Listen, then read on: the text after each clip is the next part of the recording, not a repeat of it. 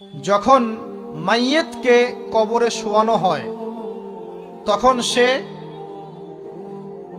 তাকে দাফন করে যাওয়া ব্যক্তিদের হাঁটার খসখস আওয়াজ শুনতে পায়। এরপরে তাকে যখন শুইয়ে দেওয়া হয়, সে যদি মুমিন ব্যক্তি হয় তাহলে তার মাথার দিকে তার সলাত এসে দাঁড়িয়ে যায়। দুনিয়াতে আপনি যে নামাজগুলো পড়েছেন, আমি যে নামাজগুলো পড়ছি, এগুলো মাথার দিকে দাঁড়িয়ে যায়। ডান দিকে চলে আসে তার সওম, সওম মানে কি? রোজা। বাম দিকে চলে আসে যাকাত, যাকাত মানে কি? যাকাতের সাথে তো আমরা পরিচিত নই। আমরা ওই যে রাস্তাঘাটে যে দান খয়রাতগুলো ওঠানো হয় এগুলোর সাথে খুব পরিচিত, তাই না? তারপরে পায়ের দিকে চলে আসবে তার আত্মীয়তার সম্পর্ক রক্ষার ইবাদত, তার এই যে অন্যান্য দান সদকা, তার নফল আমল, তার তাসবিহ তাহলিল, তার কোরআন তেলাওয়াত ইত্যাদি পায়ের দিকে চলে আসবে। এখানে একটা হাদিস এসেছে, সূরাতুল মুলক যে ব্যক্তি রাতের বেলা তেলাওয়াত করবে, কোন সূরা ভাই? তাবারাকাল্লাযী বিয়াদিহিল মুলক ওয়া হুয়া আলা কুল্লি শাইইন কাদির। এই সূরা যে ব্যক্তি রাতের বেলা করে তেলাওয়াত করবে, ইনশাআল্লাহ সূরা মুলকও কবরে তার সাথে থাকবে এবং কবর আযাব থেকে সূরা মুলক তাকে বাঁচাবে ইনশাআল্লাহ। আমি বুঝাচ্ছি যে কি অবস্থাটা হবে। এবার দুজন ফেরেশতা মাথার দিক থেকে আসবেন, আসতে চাইবেন, সালাত বলবে এখান দিয়ে আসা যাবে না, এদিক দিয়ে আসা যাবে না। ডান দিক দিয়ে আসতে চাইবেন, এদিক দিয়ে আসা যাবে না। বাম দিক দিয়ে আসতে চাইবেন, যাকাত বলবে এদিক দিয়ে আসা যাবে না। পায়ের দিক দিয়ে আসতে চাইবেন, আমলগুলো বলবে এদিক দিয়ে আসা যাবে না। তখন যাই হোক তারা আসবেন। এটা কথা কি? এটা কথাটা হচ্ছে যে সলাতের গুরুত্ব, মানে সে সলাত আদায় করেছে, সে আমার হক আদায় করেছে, আমি তার পক্ষে আছি, এটা পক্ষে বোঝাচ্ছে। রোজা বলবে আমি ওর পক্ষে আছি, তাকে আপনি কোনো শাস্তি দিবেন না, আমি তার পক্ষে আছি। আপনারা দুজন তাকে শাস্তি দিবেন না, আমি যাকাত তার পক্ষে আছি, এটা পক্ষে থাকার কথা। তারপরেও তারা আসবেন, চোখগুলো হবে নীল এবং কালো বর্ণ, নীলাপ চোখের, কালো। মুনকার নাকি? উঠে বসিয়ে দেওয়া হবে। এবার তিনটা প্রশ্ন। প্রথমে প্রশ্ন হচ্ছে কি, মান রব্বুক, তোমার রবকে? তখন মুমিন বান্দা বুক ফুলিয়ে বলবে রব্বি আল্লাহ, আমার রবকে। তারপরে প্রশ্ন হয়ে যাবে মা দিনুক, তোমার দিন কি ছিল? মুমিন বান্দা উত্তর দিবে কি, দিন ইয়াল ইসলাম, আমার দিন ছিল ইসলাম। এখানে শুনে রাখেন, পৃথিবীতে যারা ইসলামকে পরিপূর্ণ রূপে পালন করবে তারাই এই উত্তর দিতে পারবে ইনশাআল্লাহ। যারা ইসলামকে ঠাট্টা বিদ্রুপের হাসি তামাশার পাত্র বানিয়েছে, মন চাইলে কিছু করি, মন চাইলে কিছু করি না, সহজগুলো একটু আমল করি, বাকি কিছুর আমল ধারি না, হ্যাঁ, নামাজ পড়ি, সুদ ছাড়তে পারি না, ঠিক আছে, বছর বছর ওমরা করি, এদিকে ঘুষ দুর্নীতি ছাড়তে পারি না, ইসলামকে ঠাট্টা তামাশার পাত্র বানিয়েছে, এরা কোশ্চিনকালে উত্তর দিতে পারবে না মা দিনুক, দিনে পরিপূর্ণরূপে ইসলামে প্রবেশ করতে বলেছেন আল্লাহ রাব্বুল আলামিন। যারা পরিপূর্ণরূপে ইসলামে প্রবেশ করবে এবং ইসলামের প্রতিটা মৌলিক বিধান মেনে চলবে, ইনশাআল্লাহ তারা এর উত্তর দিতে পারবে।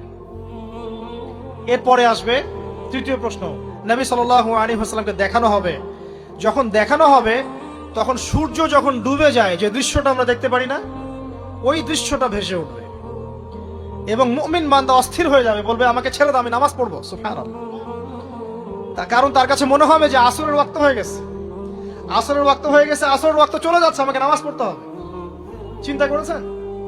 ওই যে একটা হাদিস আছে না, যে 7 শ্রেণীর মানুষকে আল্লাহ রাব্বুল আলামিন আরশের ছায়া দিবেন।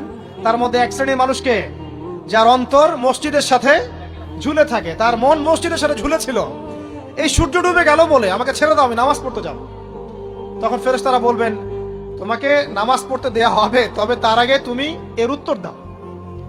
কি উত্তর? এই ব্যক্তির দিকে তাকাও। তখন নবী সাল্লাল্লাহু আলাইহি ওয়াসাল্লামকে দেখানো হবে, সাল্লাল্লাহু আলাইহি ওয়াসাল্লাম দরুদ পড়বেন। বলা হবে যে এই ব্যক্তির সম্পর্কে তোমার কি ধারণা? মান হাযা রাজুলু বুইসা ফীকুম, এই ব্যক্তি কে, যাকে তোমাদের কাছে পাঠানো হয়েছিল?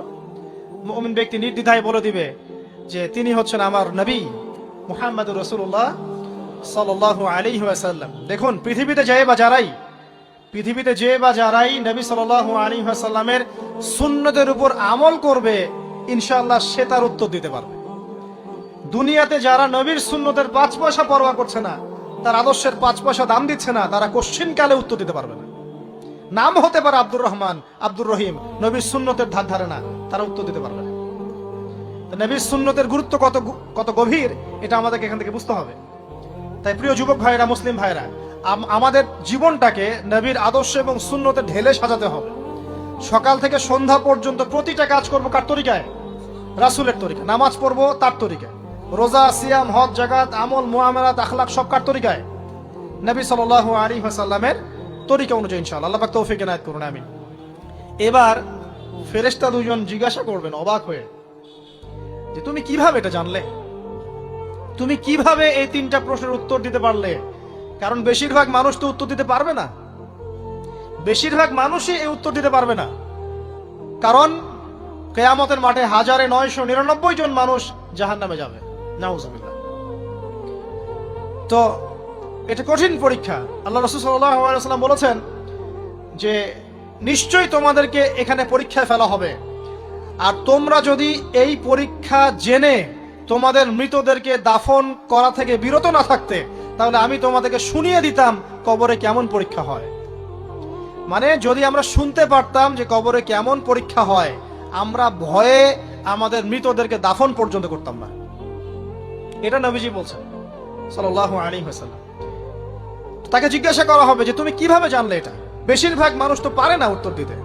তখন সেই ব্যক্তি বলে বসবে, সেই ব্যক্তি বলবে যে করাতু কিতাব আল্লাহ, আমি আল্লাহর কিতাব এই কোরআন পড়েছি। মুমিন বলবে আমি আল্লাহর কোরআন পড়েছি, ফাআমানতু বিহি, আমি এর উপর ঈমান এনেছিলাম, ওয়া সাদ্দাকতু, এবং সত্যায়ন করেছিলাম। সুবহানাল্লাহ।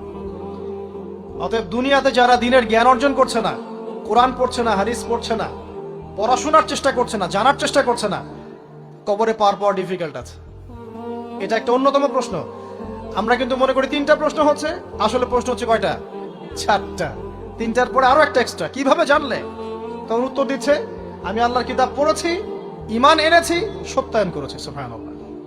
নবী সাল্লাল্লাহু আলাইহি ওয়াসাল্লাম হাদিসের পরের অংশে বলছেন যে যখন কাফের বান্দাকে উঠানো হবে, তখন ডানেও কিছু নাই, বামেও কিছু নাই, সামনে পিছনে কিচ্ছু নাই। মাথার দিক থেকে ফেরেশতারা চলে আসবেন, উঠিয়ে বসানো হবে, প্রশ্ন করা হবে কে তোমার রব? একটাই উত্তর, লা আদরি, আমি জানি না। নাউজুবিল্লাহ। কি তোমার দিন? লা আদরি, আমি জানি না। এই যে আল্লাহর তো খবর নাই, আল্লাহ পাকের বিধান মেনে চলার কোনো খবরই নাই, পরোয়াই নাই। সে জানবে কিভাবে ইসলাম কি জিনিস? সে জানবে কিভাবে আল্লাহ কি জিনিস? ও তো আল্লাহকে চিনেই না।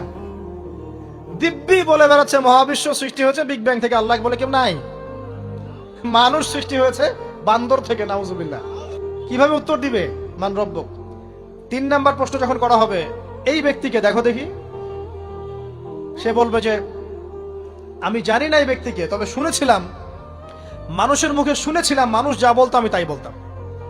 মানে সে রাসূল সাল্লাল্লাহু আলাইহি ওয়াসাল্লামের নাম শুনেছিল হয়তোবা, কিন্তু তার সুন্নত বা আদর্শ কখনো মেনে চলে নাই, পারল না। এবার জান্নাতি ব্যক্তি হলে কি হতো? ওই যে সূর্য ডুবছিল যেখানে, তার দৃষ্টির সীমা পর্যন্ত কবরকে প্রশস্ত করে দেয়া হতো, এবং জান্নাতের একটা দরজা তার কবরে খুলে দেয়া হতো। এটা কিভাবে করা হবে সেটা আল্লাহ পাক জানেন। এটার ব্যাখ্যা করার জ্ঞান আল্লাহ আমাদেরকে দেন নাই। যেই মানুষের ক্ষুদ্র জ্ঞানে মানুষ ব্যাকটেরিয়া, ভাইরাস নিয়ে গবেষণা করতে হিমশিম খেয়ে যায়, সে মহাবিশ্বের স্রষ্টা নিয়ে কিভাবে গবেষণা করবে? আল্লাহ পাকের অসীম জ্ঞানের সামনে আমার জ্ঞান কি? খুবই ক্ষুদ্র। এটা হাদিসে এসেছে বুখারী শরীফের মধ্যে, যে একটা মহাসমুদ্রের মধ্যে যদি একটা পাখি 1 ফোঁটা পানি উঠিয়ে নিয়ে যায়, ওই 1 ফোঁটা পানি হচ্ছে মহাবিশ্বের জ্ঞান, আর বাকি পুরো মহাসাগর হচ্ছে আল্লাহ পাকের জ্ঞান। তো আমরা এই ক্ষুদ্র জ্ঞানের মানুষ হয়ে আল্লাহর জ্ঞানকে কেমন করে পেনিট্রেট করতে পারি? তো আল্লাহ পাক জান্নাতের দরজাগুলো খুলে দিবেন, একটা দরজা খুলে দিবেন, সেখান থেকে বাতাস আসবে, সে জান্নাতের নাজ নেয়ামত উপভোগ করতে থাকবে, এবং তার রূহটাকে সবুজ রঙের পাখির আকৃতিতে জান্নাতে রেখে দেওয়া হবে।